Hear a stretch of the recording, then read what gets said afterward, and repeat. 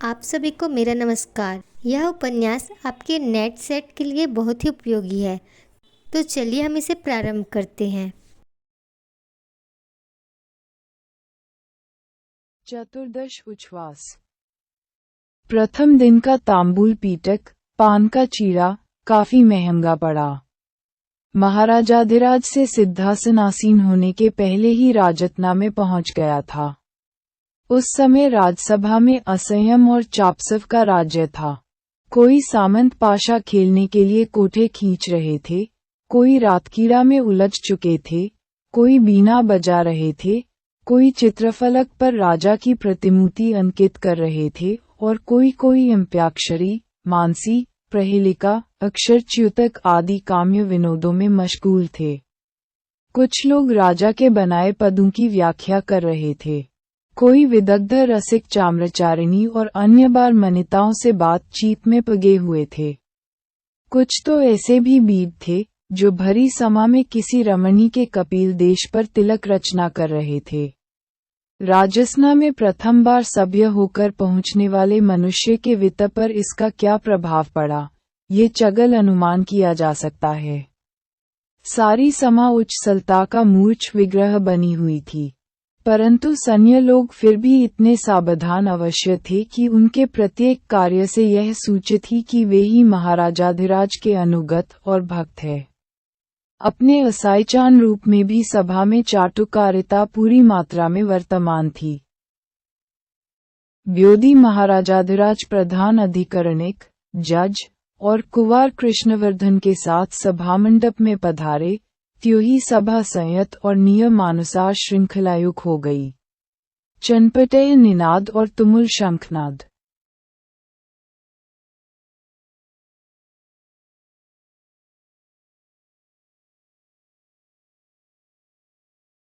के बीच बारंबार उदिष्ट बंदियों के जय निनाद से वायुमंडल कंपित हो उठा।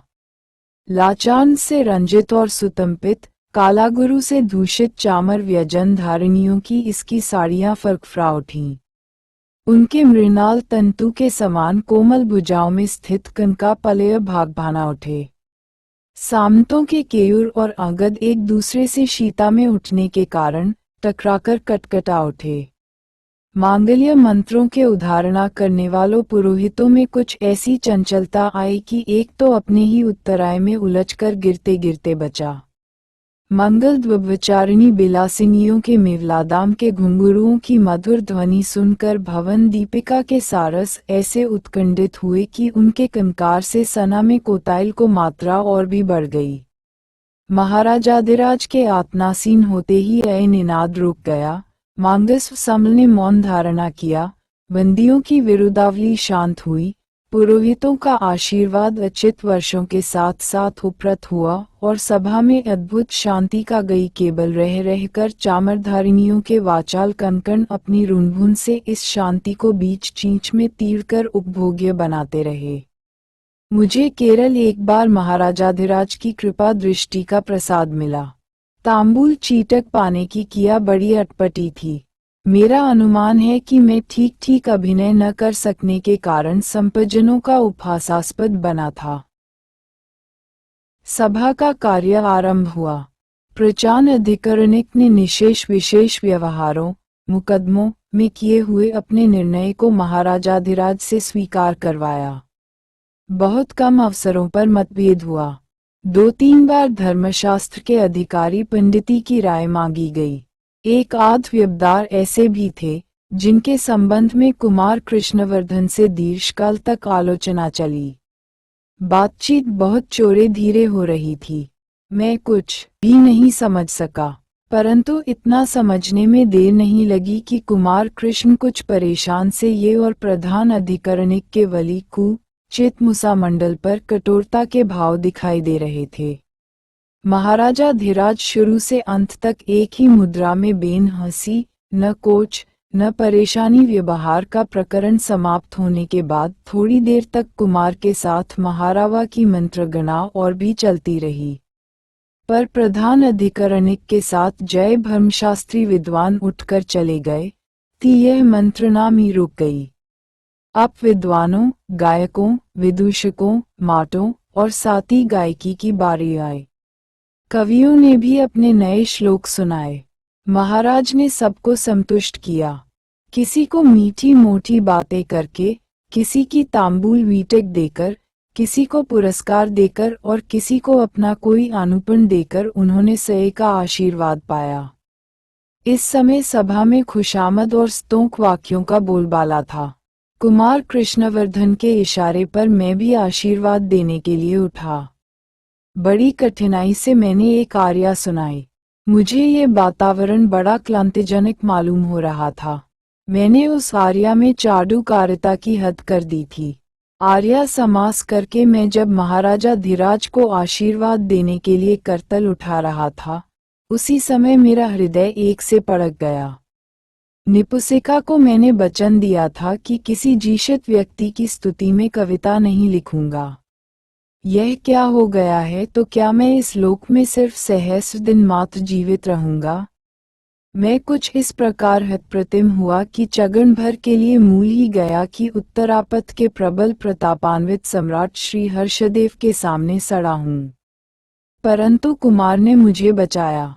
उन्होंने मेरी आयों के एक अंश की अनुवृत्ति करते हुए परिहासपूर्वक कहा, मत की बात से विकल होना उचित नहीं। भट्टसारी सनाइस पड़ी। महाराज काधिराज तक फिल खिलाकर हंसते रहे। सभासदों में जिन्होंने कुछ भी नहीं समझा था, वे भी महाराज का हंसना दिल लोड लाटकर हंसने लगे। मैं कुछ भैंसकर लौट आया।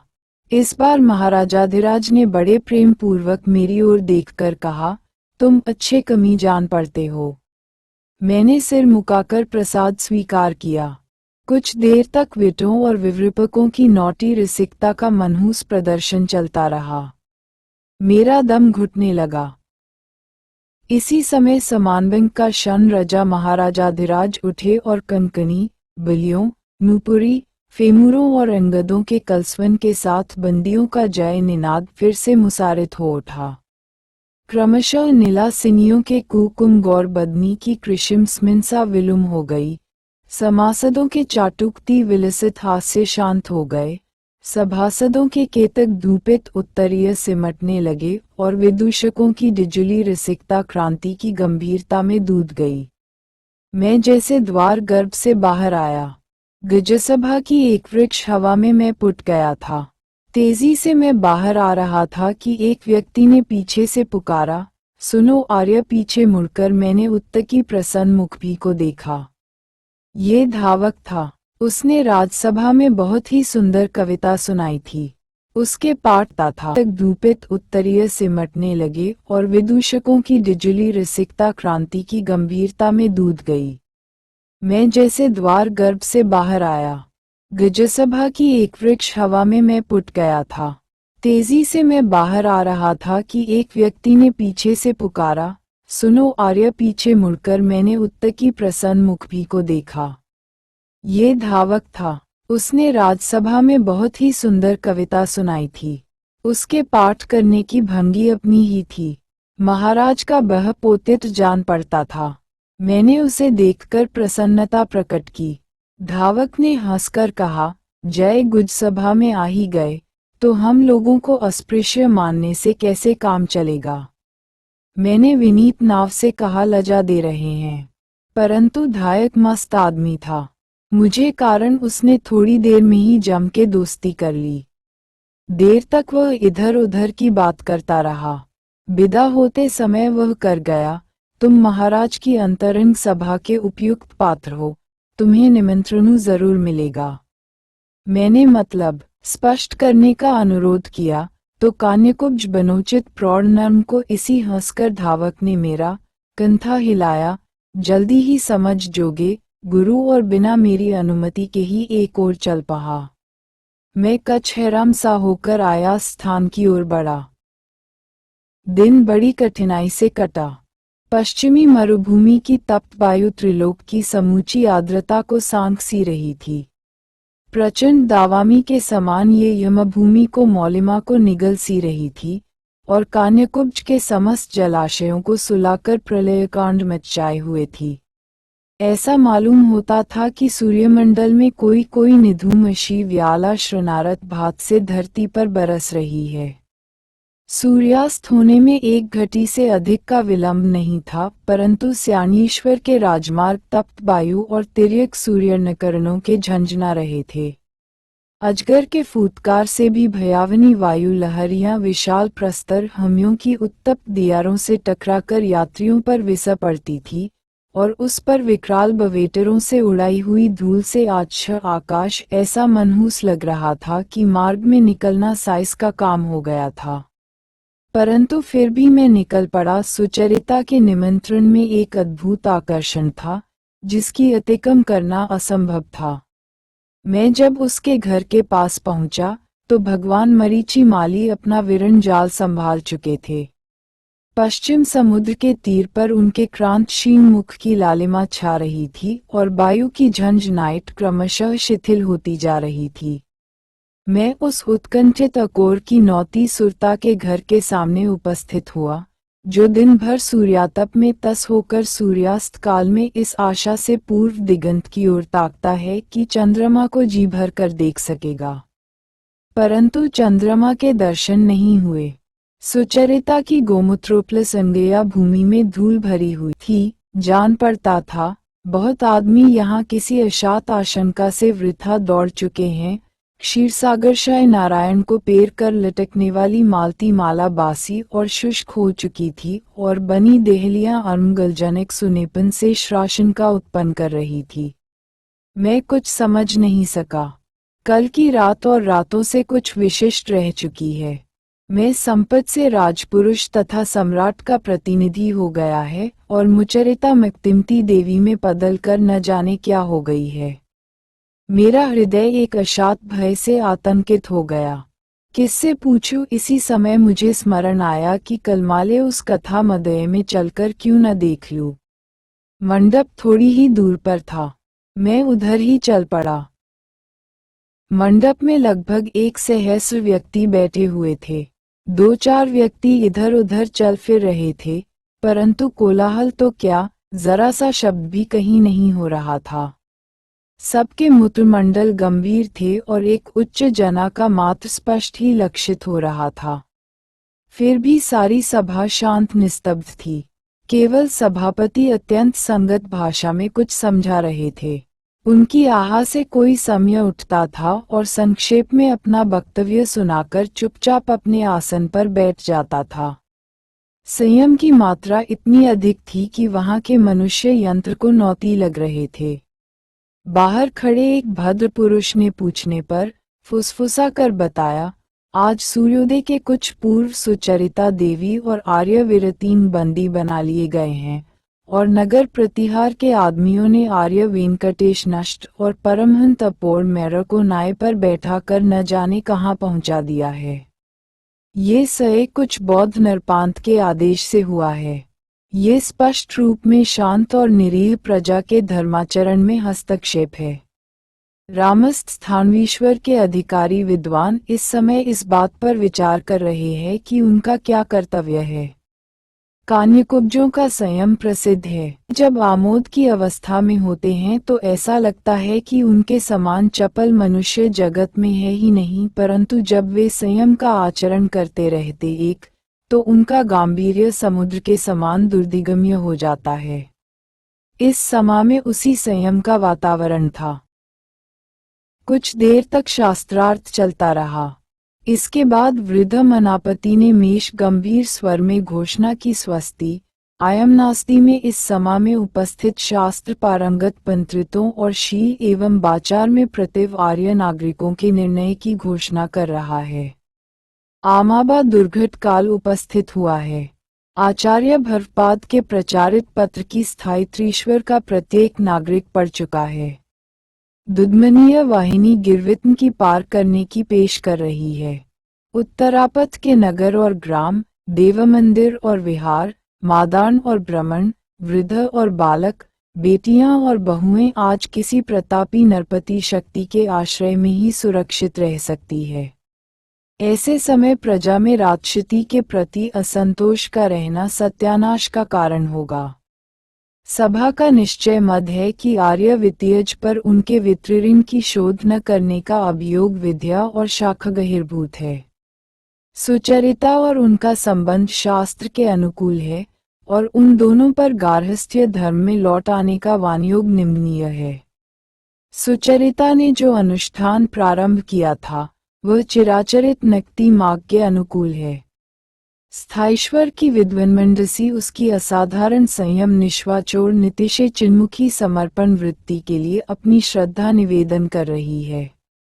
आर्य बैंक तेजपाद और अवधूत अपार भैरव जैसे आत्माराम भगवदियों के निर्वासन ने हम क्षुब्ध है, परंतु इस दुर्घट काल में राज व्यवस्था में किसी प्रकार का शैथिल्य न आए, इस विचार में हमने निश्चय किया है कि 10 विद्वानों का एक समुदाय महाराजाधिराज से इस अन्याय का प्रतिकार कराने का प्रयत्न करे।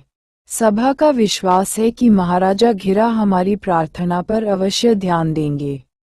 आर्य समासद किसी प्रकार की उत्तेजना इन समय विनाश का कारण सिद्ध होगी। मैं इस निर्णय पर आस की अनुमति चाहता है। आर्य सभासदों का मौन दी सम्मति लक्षण मान लिया जाएगा। सभापति चुप हुए। थोड़ी देर तक सक्षाड़ा रहा। ऐसा जान पड़ा सभा ने निर्णय को चुपचाप स्वीकार कर लिया। अचानक सभा के एक कोने में एक पिंगल प्रकारा का आविर्भाव हुआ, जैसे शरतकालीन क्षुद्र मेषों के भीतर में अचानक सौदामिनी चमक गई हो। यह महामाया भैरवी थी। आयपद धूसर गैरिक बन के भीतर उनका कोदतास मुख मदन सामध्य मेबी के बीच से उदय होते हुए चंद्रमंडल की दीति का प्रतिद्वंद्वी अन पड़ता था। उनका सिंदूर बिलिस त्रिशूल इस प्रकार भयंकर और मनोहर था, मानो गैरिक अधित्वका में गड़ा हुआ क्रूर धूर्जर का पिसून ही। महामाया ने कठोर स्वर में चिल्लाकर कहा, आर्य सभापति, मैं सभा को संबोधन करके 2-4 वाक्य बोलना चाहती हूँ। मैं अवधूत अधीर भैरव को शिष्या महामाया भैरवी है। मुझे अनुमति मिले।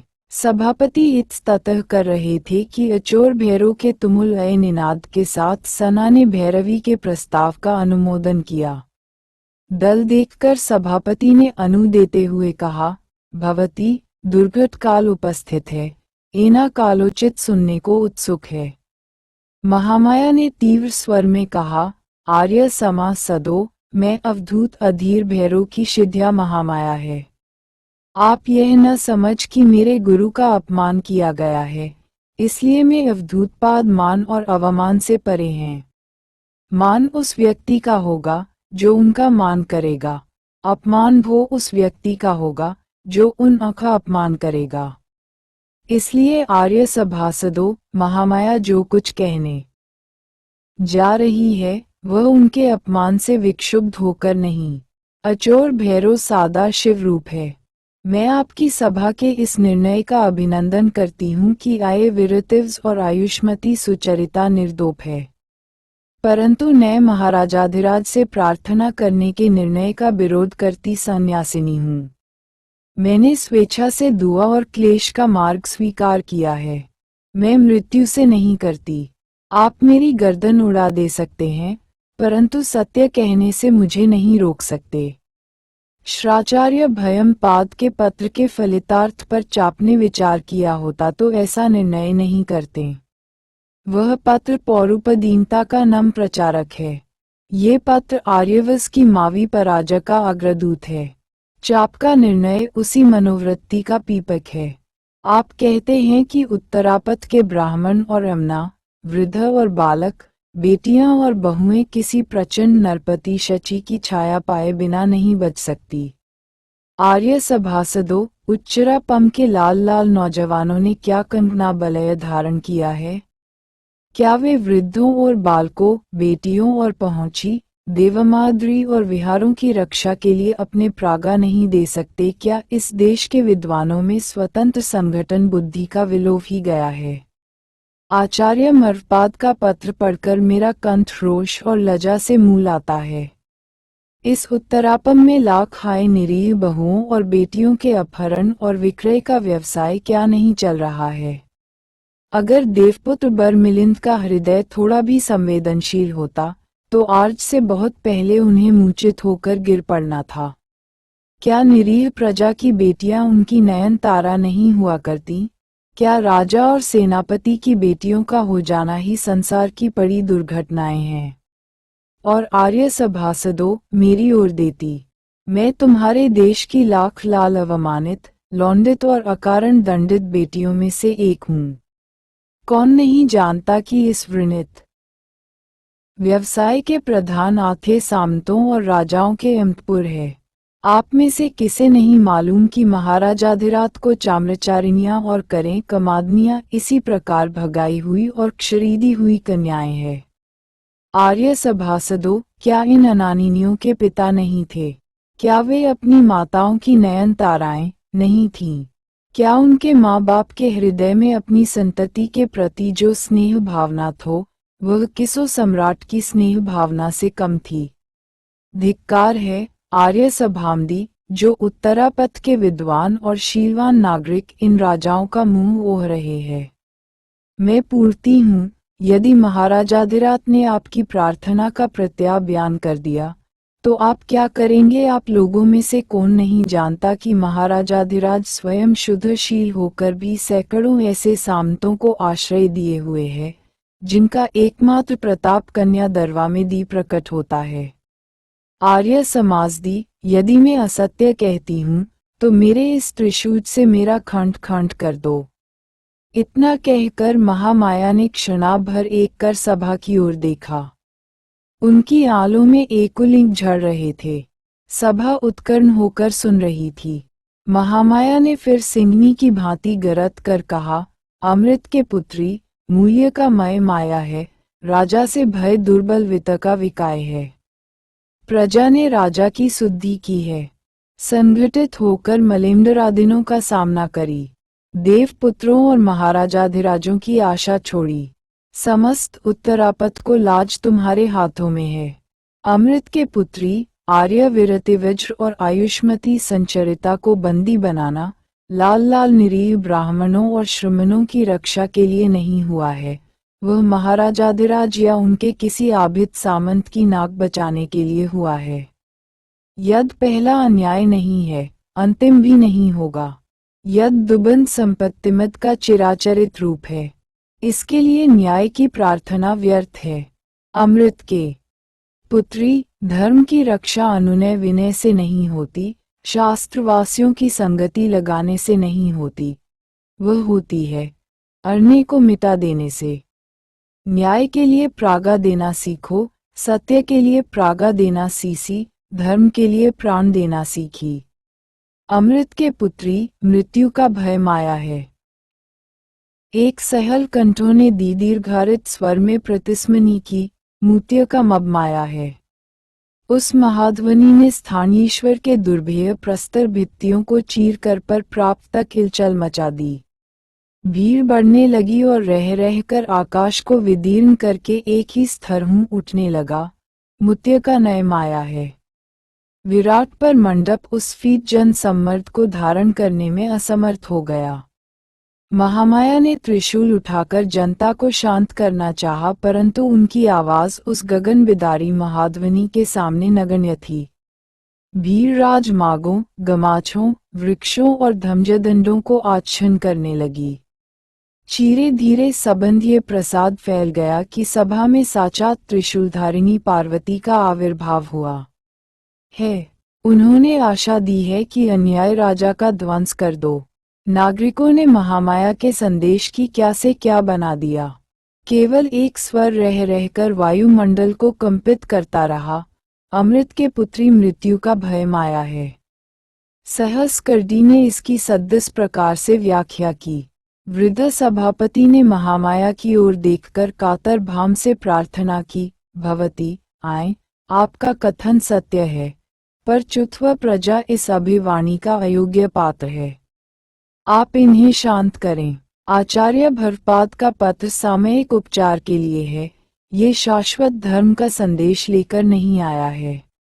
भवती, आए, क्या ये सत्य नहीं है कि इस समय राजशती के साथ विद्रोह करके जन संगठन करते करते इतना समय लग जाएगा कि ग्लेड़ों की वाहिनी इस देश को जलाकर कपीत कर भस्म में परिणत कर देगी।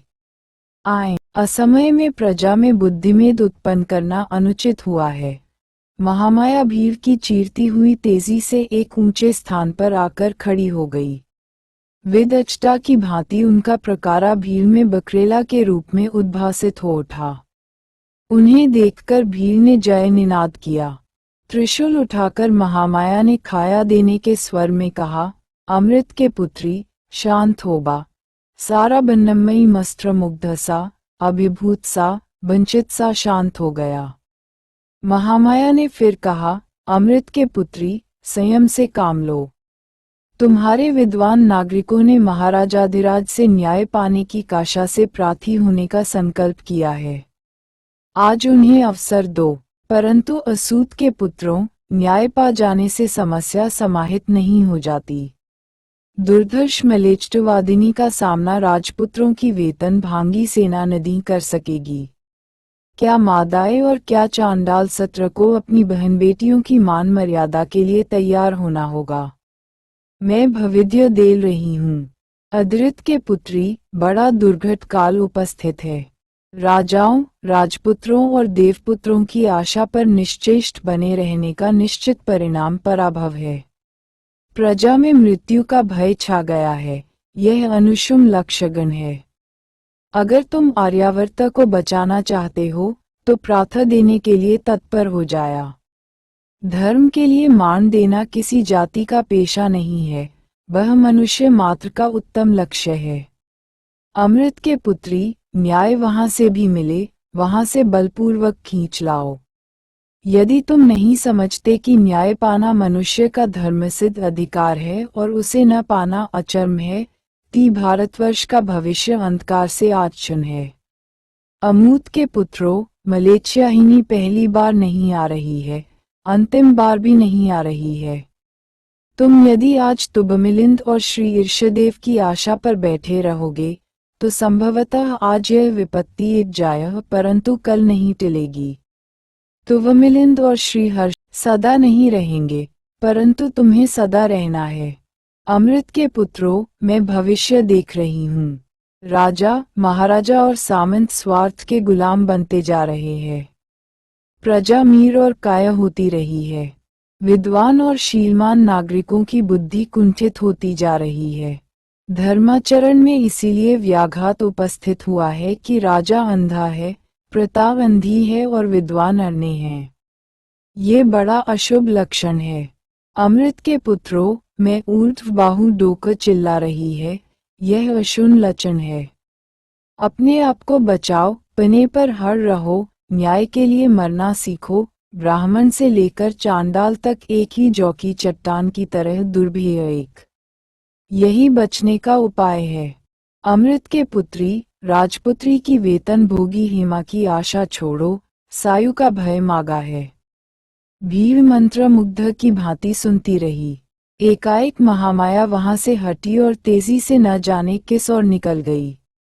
दिक्मुड़ नागरिकों ने कुछ भी नहीं समझा। सबने केवल इतना ही अनुभव किया कि कुछ अप्रत्याशित घटने पाला है। मेरे देखते देखते ग्रह प्रवाह किधर से किधर यह गया। इस बीच पश्चिमी आकाश लाल पीला होकर कई बार रंग बदल चुका। मध्य आकारा से अंगों का लेप करता हुआ अंधकार काले अंजन की भांति बरसता रहा और अब प्राची पूर्व दिशा के उदयगिरी के तट पर इंतरित चंद्रमा की गुड़ पांडव किरणें लिटकने को आए। मैं इतना तो समझ गया हूँ कि किसी अशात अपराध के कारण आर्य विरहिया और सचरिता बंदी है, पर उनका अपराध क्या है, ये बात अभी तक समझ में नहीं आई। महामाया ने उपस्थित विषय की अवहेला करके अध्यात्मभूत विषय पर इतना बड़ा व्याख्यान क्यों दिया, ये भी मेरी बुद्धि के बाहर था। मैं ये भी नहीं समझ सका कि मेरा कुछ कर्तव्य इस व्यापार में हो सकता है या नहीं। अश्वारोही से जन सम्मई की प्रत्येक गति को सावधानी से देख रहे थे और जिस किसी समय अपने तीक्ष्ण पलक कुंतों से विद्रोह को ठंडा कर देने के लिए तैयार थे। महामाया के अचानक आविर्भाव और अंतर्धान से भीग नौचक्का रह गई थी, और घटना चक्र के तीव्र गति परिवर्तन से मैं कर्तव्यमूढ़ हो गया था। इसी समय चंद्रमा की उदयनु रश्मियों से प्राची दिशा पावदुर हो गई। मैं उस समय भी उस मनोहारिणी शोना को देखने का लोभ संपर्क नहीं कर सका। सारा पूर्वी आकारा प्रिय समागम अन्य श्रानन से उद्भासित जान पड़ता था। ऊंचे ऊंचे वृद्धों की शिकाओं पर पीगान रश्मियों का सुनहरा जाल बना हुआ था, और दिगंत के पर आंत तक दोर्णकार सुवर्ण पालाकाओं से अलचित नील नभीमंडल निराली शोना से उद्दीत हो उठा था। इसी समय मुझे ऐसा लगा कि कोई मुझे कहिजोर रहा है। देखता हूँ, चावक है। चायक चडल जीवंत परिहास का रूप बना हुआ था। चंदन के अनुराग से उपलिप्त उसके विचय स्थल पर मालती दाम सुशोभित ही रहा था। भुजमूलों में नकुला का मनोहर पलय वही सुकुमार नंगी से सजा हुआ था, या और संवारे हुए दूषित केशों के पिछले भाग में दुर्लभ जाति कुसुमों का गुच्छा बड़ा ही अभिराम दिखाई दे रहा था। पान खाने में उसने बड़ी निर्दयता का परिचय दिया था। न मुंह पर ही उसने दया दिखाई थी और न तांबूल पत्रों पर ही। परंतु पान के इतने पत्ते मिलकर भी उसका यात्रीच नहीं कर सके थे। यह मंद को ऊपर उठाकर अधरोष्ठ को आकाश के समानांतर करके बोल रहा था, परंतु फिर मोह निर्वाच अनर्गल कविश्व धारा इस प्रकार बरस रही थी, मानो कोई उद्यमूल धारायंत्र कब्बारा हो। मेरा कंधा हिलाकर तांबूल रस सिद्ध वाणी में उसने कहा, चांद देखते हो क्या? आर्य किसी की याद आ गई है क्या? उनके परिहास से मैं चौंक पड़ा, क्योंकि मुझे सचमुच ही मिष्टिनी की याद आ गई थी। लेकिन धावक रुकना नहीं जानता, वह बोलता ही गया, स्थि बात बताऊं, आर्य। मैं जब प्राची में उदयगिरी तटानारित निशानाए चंद्रमा को रेलता है, तो बरचस किसी ऐसी उदास मिया की स्मृति जाग उठती है, जिसका प्रिय उसके हृदय के अंतराल में बैठा होता है और वियोग व्यथा से उसका मूल पाया हो गया होता है। तुम्हें कैसा लगता है? मैंने रस लेते हुए कहा। अनुभव की बात कह रहे हो या कहना की स्खे? धावक ने रिश्ती के साम जवाब दिया। अनुभव तुम्हारा, कल्पना हमारी। क्यों सजे इतना भारती, मुझे मिलना ही चाहिए। सुना, मैं तुम्हें वह बात भी सिला देगा जो तुम भेंट होने पर अपनी उस उदास प्रिया से कहांगे। मैंने बड़ों बड़ों की तिल्लाया है, गुरु एक महाराजाधिराज तक इस विषय में मेरे चेले हैं। मैंने रस लेते हुए कहा, तिला दो। ससे चावक बोला, तो उतावले क्यों होते हो, कल सीख लेना। अभी मैं कुमार कुत्था का संदेश लेकर तुम्हें खोजने आया हूँ। तुम्हें जितने लोग इस नगर में पहचानते हैं, सब दौड़े गए हैं। सुचरिता ने अपने बयान में कहा है कि तुम उसे पहचानते हो और उसकी तुम्हारे ऊपर अगाध श्रद्धा है। कुमार का आदेश है कि तुम शीघ्र राजकीय बंदीशाला में जाकर उसे राज्य के अनुकूल बनाओ। तुम वहां निर्वाच पहुंच सको, इसकी व्यवस्था की जा चुकी है। शीघ्रता करो, नहीं तो अनर्थ हो जाएगा। धावक ने मुझे सोचने का अवसर ही नहीं दिया। दूर से दुंदुबी की आवाज सुनाई दी। उसका मतलब समझाते हुए उसने कहा, कुमार कृष्णवर्धन शांति की घोषणा कर रहे हैं। अवधूत अधोर भैरों। आप सभी को मेरा नमस्कार। यह उपन्यास आपके नेट सेट के लिए बहुत ही उपयोगी है। तो चलिए हम इसे प्रारंभ करते हैं।